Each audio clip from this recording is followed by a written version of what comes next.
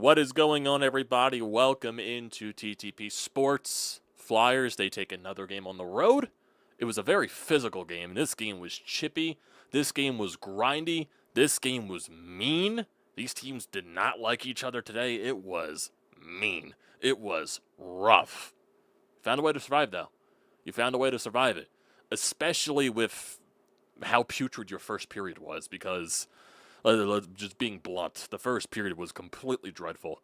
Come out with no energy. You're not skating the pucks. You really can't get anything going. Nashville's completely running circles around you the entire time. You eventually get your legs at some point in the first period, but it was like too little too late. It does carry over into the rest of the game now, which is important. But that start, Jesus Christ. It just bad bounce in your zone. Puck shot from the point. Goes off one of your defensemen. Into the net past Vladar, early lead for Nashville, and especially with the way that they were playing and the way that you were playing, especially because it just was not good. So that's definitely something, and that's definitely a theme with this Flyers team in a few games this season, where they just don't look like they have the energy at all. It's crazy how sometimes they come out with no energy whatsoever. But they did rebound, and they did survive this game, and they did play a lot better as the game went along. So that's also important there, that they're able to get out of that. And then also, once Nashville turns up the physicality, because this game really got physical in the midway part of that second period, as teams are it's hard-hitting, scrums after whistles, and everything like that. You manage to fight through it, and you step up for yourselves as well, and you get a good win. It also helps when your goaltender, Dan Vladar, plays fucking stellar and out of his mind. There were so many shifts in that second period. There was like one extended shift in that second period where I have no idea how the hell Dan Vladar is making all of these saves. It's also throwing into the fact that Cam York during this shift too, going to block a puck, took the puck up high as he was trying to block it. Then Cam York eventually makes a play to get the puck out of the zone when he's still, like, reeling from getting hit in the face with a puck. And also, just the Cam York's game, I thought Cam York played spectacular in this game, just in every little detail of today's game. He was very noticeable in the offensive zone, very great in this defensive zone with retrievals, getting the puck out, forcing turnovers, just overall defensive plays in general. Cam York has been playing very well this season. He also gets on the score sheet as well with some assists, so that's very good on his part. Had a nice dish on the Matvei Michkov game-tying goal there, which was huge. Huge for Matvei Michkov. He desperately needed that. And that's also on a play in a shift where Michkov on down low near the blue line tries to get in deep to Brink. He brings it back near the blue line on the right circle, and Brink, as he's trying to make a play, gets fucking decked, gets ran over by one of Nashville's players, and he still manages to keep the puck in the zone, still manages to make a play, and finds Cam York, who's coming down the left side through the left circle, and it looks like in this process as well, Cam York's also getting held during this play, but then still manages to make that great feed to Michkov, who's net front, and he just one-times it past Soros to tie the game up. The energy that Michkov gave off after that, just basically just that's a frustration, like yelling, screaming. That is a frustration celebration, like fucking finally getting the monkey off the back. A lot of people criticizing Matvei Michkov. Hasn't been playing well. He definitely needed that, and hopefully that is something that sparks him, as, you know, just gets the monkey off his back to spark him to go on a little bit of a hot streak.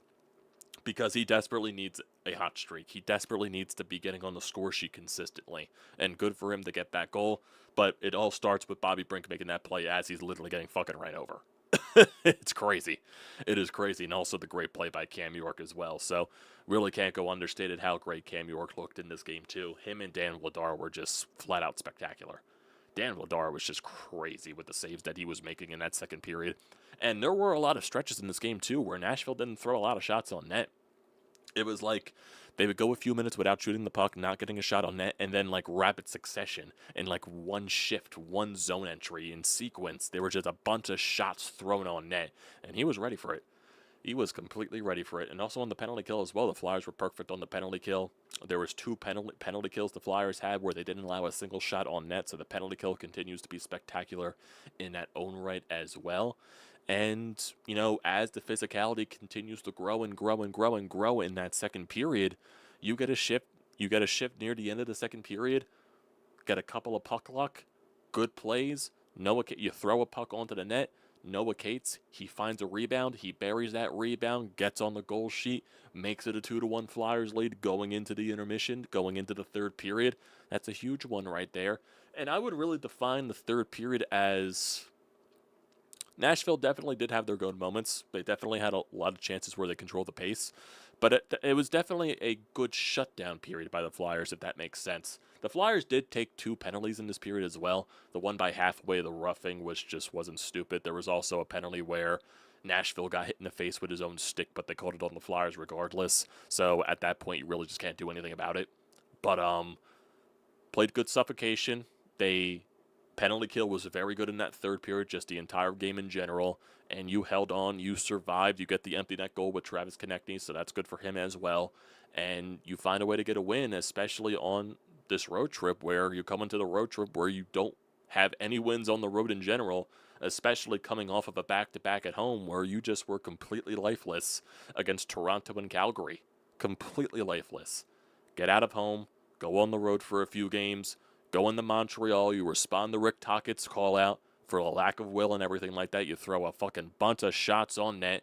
And you go up 3-0, you blow that lead, you eventually come back to win the game into a shootout, and, you know, against a very good Montreal team. So that's a very gutsy win right there.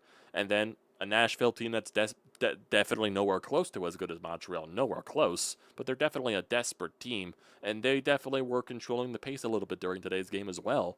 And you managed to survive a lot of things when the physicality came, and you matched that physicality at certain points in this game, which is also a very good sign there. So just a good road trip.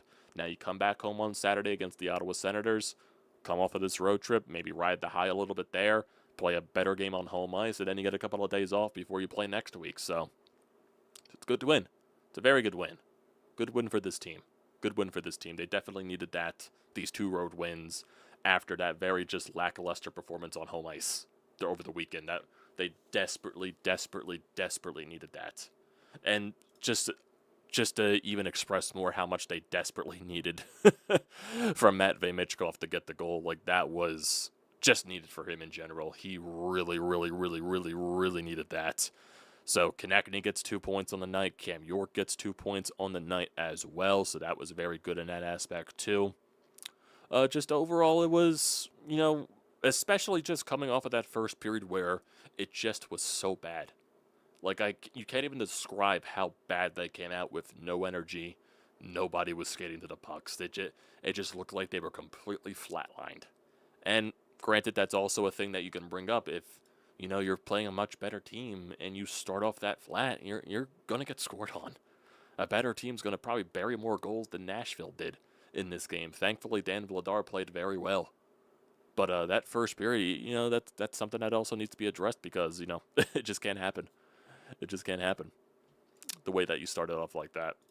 But good win. It's a good win. They needed it. They needed it. They really needed it in general. Oh, man. What else is there? But overall, just, you know, like I said, just a good win. Good team win. Good road trip. You get 2 wins there. You know, both like grindy, gutsy type of wins. And now that you hope with Michkov getting this goal tonight, that it can spark him a little bit. Maybe it gets him, you know, feeling himself a little bit to where he can find some confidence, get some more goals or something like that, start shooting the puck onto the net. And it definitely was, you know, he went to the net. He went into a spot that probably Rick Tocchet asked of him. Goes to the net, waits for his setup, got it from Cam York, which was a beautiful dish, buried it. Good for him. He probably went to a spot that Rick Tocchet wanted him to go to. So that definitely also can't be understated right there. And just overall, very good stuff. Very good stuff. So now after this win, you're 7-5-1 on the season. And just with the way that the Eastern Conference is, because everything is like literally just right on top of each other, it's crazy how much that is. You're still in that second wild card spot.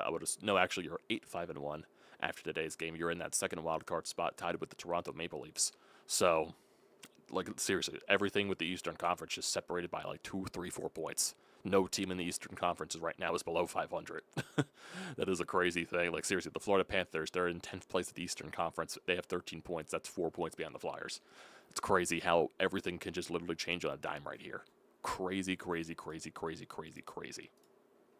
It was also good for Michkov to get that goal because of the way that Cutter Gauthier is performing, because this dude is just completely going off for Anaheim. Dude can't stop scoring. He had a hat trick the other night. He scored again today. I believe he's like tied for the league leading goals. He's putting up goals in like so many games as I believe like as a 21 as young as he is, like with like rates as quick as like Connor McDavid and Austin Matthews.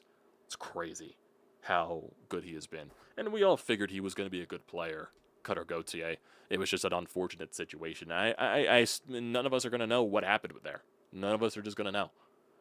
Don't know if it was a miscalculation by the Flyers. We don't know if it was just specifically Cutter Gauthier. Somebody got into his ear. He threw a hissy fit because the Flyers didn't want to waste a year on the ELC by playing him in like a couple of meaningless games at the end of the season. Not entirely sure if that was the case. Really don't know. And I don't think we're ever going to know the truth. Whether it was Flyers miscalculation, whether it was Torts, or it was just Cutter just being a diva. Not entirely sure. But that definitely is something that stings. It really does. But at the end of the day, you really just can't do anything about it. You just can't. I don't look at it this way, but some Flyers fans like to take this route of, okay, if you look at the Cutter Gauthier situation, you got Drysdale, who's been playing much better this year, and you got Trevor Zegras playing the way that he's playing as well. So maybe that's how you look at it. You swapped Cutter Gauthier for Drysdale and Zegras, but still, replacing the goal scoring that Gauthier has, that's something that this team could desperately have used. That definitely is something that really stings. It really does. Oh, man.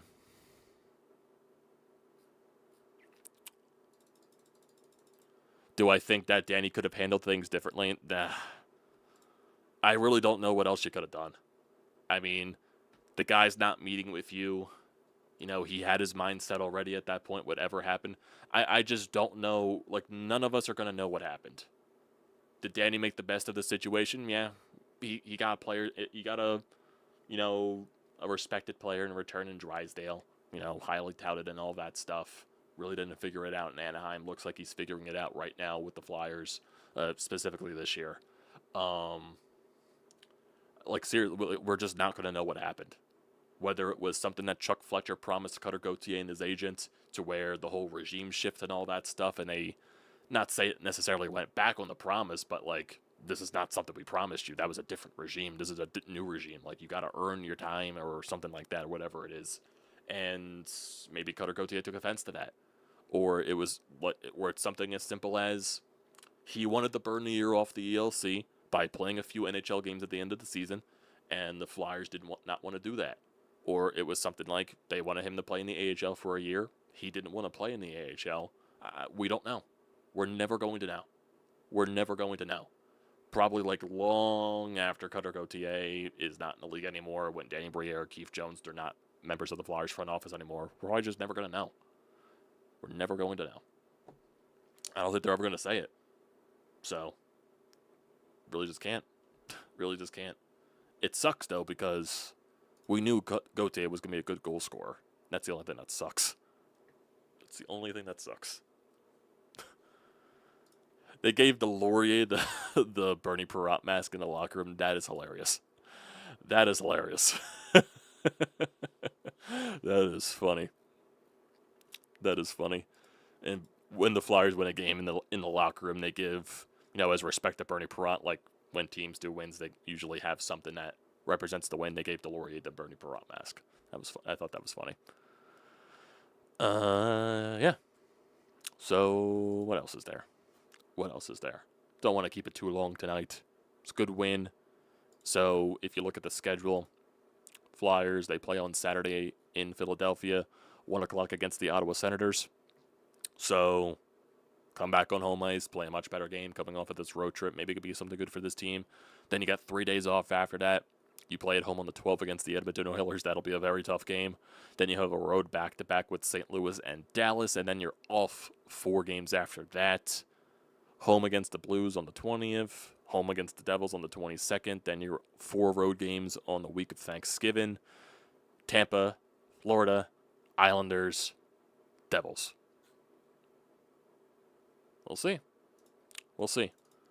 But, yeah, it's definitely some things that are intriguing right there. Definitely some things. A lot of people were bringing up on Flyers Twitter today because with the St. Louis Blues, they healthy scratched Jordan Kyrou today.